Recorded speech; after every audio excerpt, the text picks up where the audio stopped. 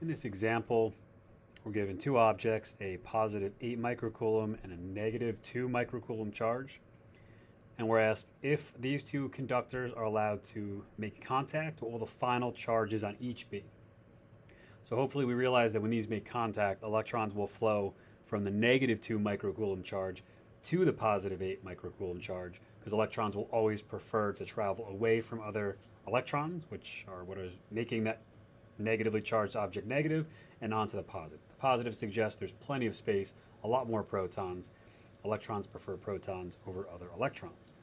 So I'm going to show you two ways we can go about this. I'm going to show you the easy way, I guess, the easier mathematical way, and then the more tedious, not quite guess and check, but I guess step-by-step method, which will show you a little bit more clearly what's going on, but I think you'll prefer the mathematical approach.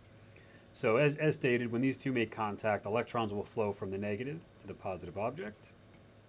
The easiest way is to think about it like this. The total charge that we started with was positive 8 microcoulombs from the object on the left, plus the negative 2 microcoulombs from the object on the right. So in total, we started with a total of positive 6 microcoulombs.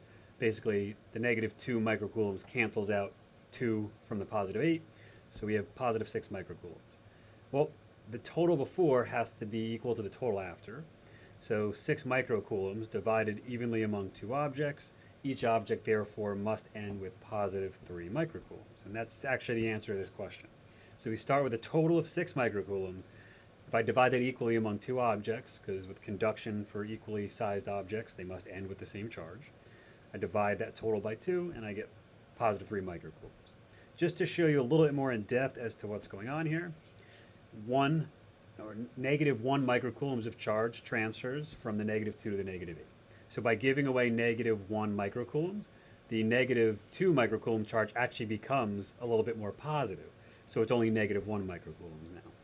And that negative 1 microcoulomb that was transferred to the 8 microcoulomb object decreases it by 1. So now instead of positive 8, it's positive 7. Okay, they're not equal, so we'll continue that. We'll do that again. We'll transfer a negative 1 microcoulomb from the right to the left. That brings the right to 0. It's now neutral.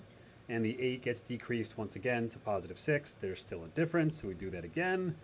So by giving away another negative 1 microcoulomb, the right object now becomes positive 1 microcoulomb, and the leftward decreases again to positive 5, and we can continue forward. So if I keep transferring negative 1 microcoulombs over, you'll notice that I can continue this until I hit the point at which both will end with positive 3, which is exactly what we got with our mathematical example. I certainly prefer the mathematical approach, but if you can kind of think about it logically, like I drew here on the left, either process is fine. The math will just be a little bit quicker and should get you to the same end result.